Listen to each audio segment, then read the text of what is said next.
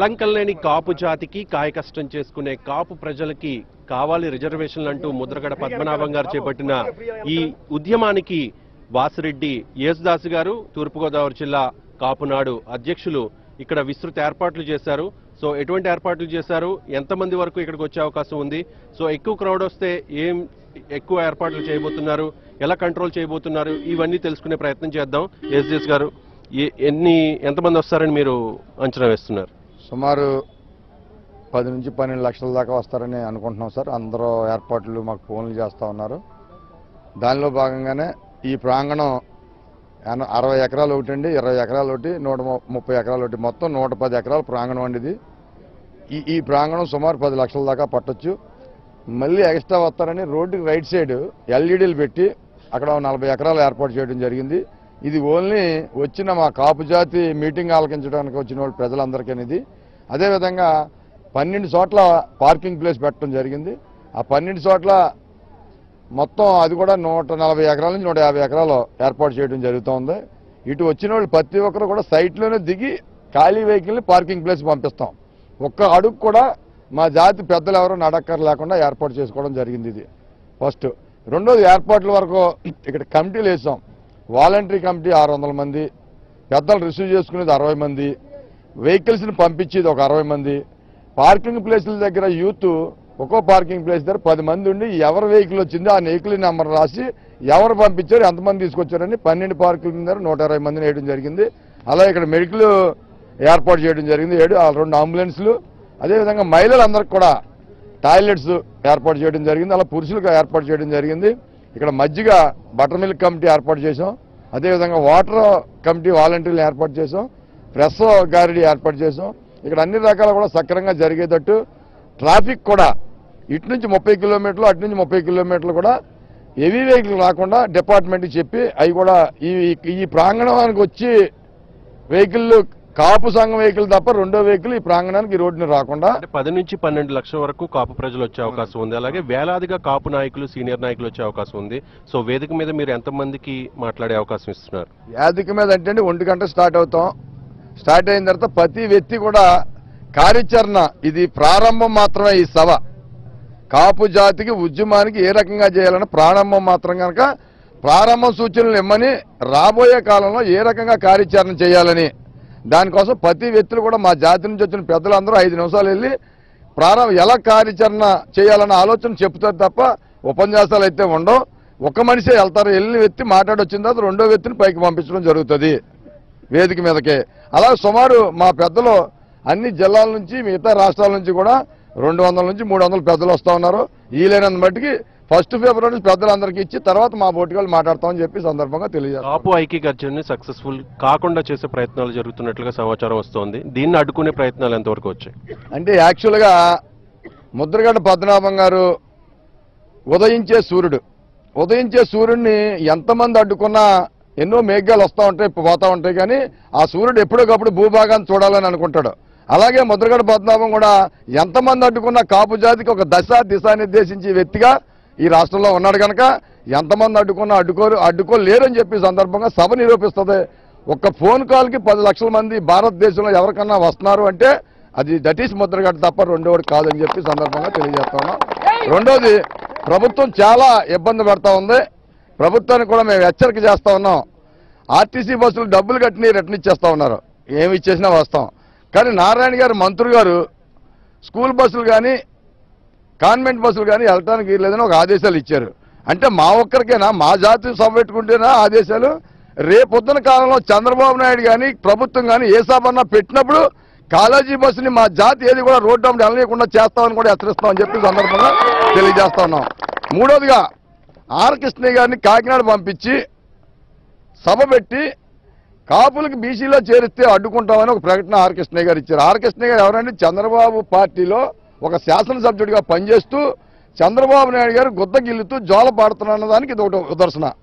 చంద్రబాబు ఇచ్చిన మేనిఫెస్టో ఇలువ లేదా? ఈ రాష్ట్రంలో ముఖ్యమంత్రిగా చంద్రబాబు చేసి ప్రకటనకి ఇలువ లేదన్నది ఆర్ కృష్ణయ్య గారు చెప్పాలా, అది చంద్రబాబు సమాధానం చెప్పాలా. ఎందుకంటే నేను కాపులకు న్యాయం చేస్తానని నువ్వు చెప్తుంటే, నీ పార్టీలో ఎమ్మెల్యే వచ్చి ఇస్తే ఒప్పుకోమని ఆయన చెప్తుంటే మీ ఇద్దరు ఇలువ ఉందా? చంద్రబాబు ముఖ్యమంత్రిగా ఇలువ ఉందా ఇలువ లేదా అన్నది చంద్రబాబు నాయుడు కానీ క్యాబినెట్లో ఉన్న మంత్రులు కానీ తెలుసుకోవాల్సిన బాధ్యత ప్రధానంగా పార్టీ మీద ఈ రోజు ప్రభుత్వం పాలకుల మీద ఉందని చెప్పి సందర్భంగా తెలియజేస్తా ఉన్నాం. ఇప్పుడు కేబినెట్ లో ఉన్న మంత్రుల్లో చాలా మంది వరకు కాపు నాయకులు ఉన్నారు, చాలా మంది ఎమ్మెల్యేలు ఉన్నారు. రాష్ట్రం విడిపోయిన తర్వాత 30% ఉన్నారు కాపు జనాభా. అయినప్పటికీ కూడా దశాబ్దాల కాలంగా అణిచివేతకు గురవుతుంది, నిర్లక్ష్యానికి గురవుతుంది కాపు జాతి. ఎందుకంటారు? ఎందుకు ఈ నిర్లక్ష్యం ప్రభుత్వాలకి? ఎందుకంటే అండి, ప్రభుత్వంలో ఉన్న ఎమ్మెల్యేలందరూ కాపు ఎమ్మెల్యేలు ఎంపీలు కూడా కాపు అనే బ్యానర్ మీద నెగ్గిన శాసనసభ్యులు, పార్లమెంట్ సభ్యులు. అతను కాపుగా పుట్టాడు కాబట్టే శాసనసభ్యుడయ్యాడు, పార్లమెంట్ సభ్యుడయ్యాడు. కానీ దాన్ని గమనించట్లేదు. చరిత్రలో చరిత్రహీనులుగా మిగిలిపోవడం జరుగుతుంది ఈ కాపు ఐక్య గర్జన తర్వాత. ఈ చరిత్రహీనుల్ని రోడ్లంట పరిగెట్టించే పరిస్థితి ఎదురవుతుంది. కాపు యువకులు వీధులంట పరిగెట్టించే పరిస్థితి ఎదురవుతుందని చెప్పేసి మీకు సభాముఖంగా మేము తెలియజేస్తున్నా. చెప్పండి, ఏం చెప్తారు మీరు? జిల్లా సెక్రటరీ గారు, ఈరోజు మేము తీసేసినటువంటి జీవోనే మనం అంటున్నాం. అది కాదు, అది పక్కన పెట్టి నేను సంవత్సరానికి 1000 కోట్లు ఇస్తాను, కాపుల్ని బీసీలో పెడతాను అని చెప్పేసి చంద్రబాబు నాయుడు గారు ఆయన పాదయాత్రలో ఎన్నో చెప్పడం జరిగింది. అన్ని చోట్ల చెప్పారు. తర్వాత ఆయన నెగ్గిన తర్వాత కూడా, ప్రభుత్వం ఏర్పడిన తర్వాత కూడా ప్రతి చోట చెప్పడం జరిగింది. కానీ ఆయన ఇప్పుడు 50 కోట్లు అది ఎందుకు ఇస్తున్నారంటే ముద్రగడ పద్మనాభం గారు యాజిటేషన్ చేస్తున్నారు కాబట్టి ఆయన ఉద్ధృతి అవుతుందని చెప్పేసి 100 కోట్లు ఇస్తున్నాను అని చెప్పడం జరిగింది. ఇలాంటి 1000 కోట్లు ఇస్తానన్న చెప్పినటువంటి చంద్రబాబు నాయుడు 100 కోట్లు ఇస్తున్నాడు. దీనికి ఏమిటి? దీనికి ఆయన చెప్పినటువంటి మాటకి నువ్వు విలువ లేదా? అలా బీసీలో పెడతాన్నాడు. ముందు మాకు బీసీలో కావాలి.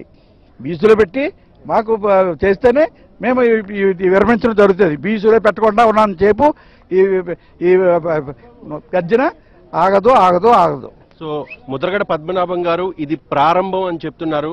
దిశానిర్దేశం ఇక మీదట చేయబోతాం, కాపుల్ని ఖచ్చితంగా రిజర్వేషన్లు కల్పించాలి కాపు జాతికి అని చెప్పేసి. ఎలా దిశానిర్దేశం, ఎలాంటి దిశానిర్దేశం చేస్తే బాగుంటుందని మీరు అనుకుంటారు? రాష్ట్రంలో ఉన్న కాపు పెద్దలు, కాపు నాయకులందరినీ కూడా గౌరవ శ్రీ పద్మనాభం గారి సభకు ఆహ్వానించడం జరిగింది. దిశానిర్దేశం అనేటువంటిది మా పెద్దలందరూ కూడా సూచనలు చేస్తారు. పెద్దలు ఏవైతే సూచనలు ఇచ్చారో దానికి అందరికీ కూడా మేము పోరాడడానికి సిద్ధంగా ఉన్నాం. భవిష్యత్తులో అనేక రకాలు ఆటంకాలు చేయడానికి కూడా ఈ మీటింగ్కి అనేక రకాల అడ్డంకులు కలగజేస్తూ ఉంది ఈ ప్రభుత్వం. దాన్ని మేమందరం కూడా పూర్తిగా వ్యతిరేకిస్తున్నాం. వాహనాలు నిలుపుదల చేస్తున్నారు, రకరకాలు అడ్డంకులు క్రియేట్ చేస్తున్నారు. వాటినన్నింటినీ కూడా మేము అధిగమించి స్వచ్ఛందంగా ప్రతి గ్రామం నుంచి కూడా మేము ముందుకొస్తున్నాం.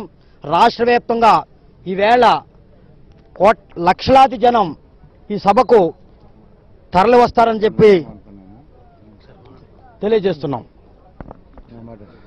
ఇది ఈ కాపు జాతిని ఇప్పటి నుంచి కాదండి, ఎప్పటి నుంచో 1915 నుంచి కూడా ఒక సైడు తూర్పునేమో తూర్పు కాపులుగా, తెలంగాణలోమో మున్నూరు కాపులుగా, గోదావరి జిల్లాలో తెలగ కాపులుగా ఎడగొట్టి ఈ కాపు జాతిని ఐకమత్యం అవుతే పరిపాలన హస్తగతం అవుద్దని, వీళ్ళ బలం పెరుగుద్దని నాయకులు ఎప్పటి నుంచో ఈ కాపు జాతిని ఇచ్ఛిన్నం చేసి ఎక్కడ ఉండాలో అక్కడే పెట్టాలని ఆలోచనతో ఎప్పటి నుంచో దీని మీద కుట్ర జరుగుతుందండి. ఇవాళ ముద్రగడ ఆశయం మేరకు కాపు జాతి సింహాలై గర్జింతున్నారు. ఇది ఎవరు ఆపునా ఆగదు ఈ ఉద్యమం.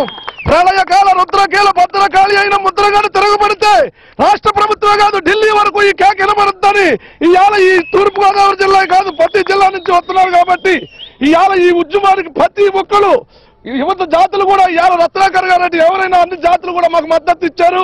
ఇది ఎప్పుడు కూడా ఈ కాపు జాతి చరిత్రలో రేపు ఒక సువర్ణ ఘట్టంగా మిగిలిపోద్దని మేము మనం చేసుకుంటున్నామండి.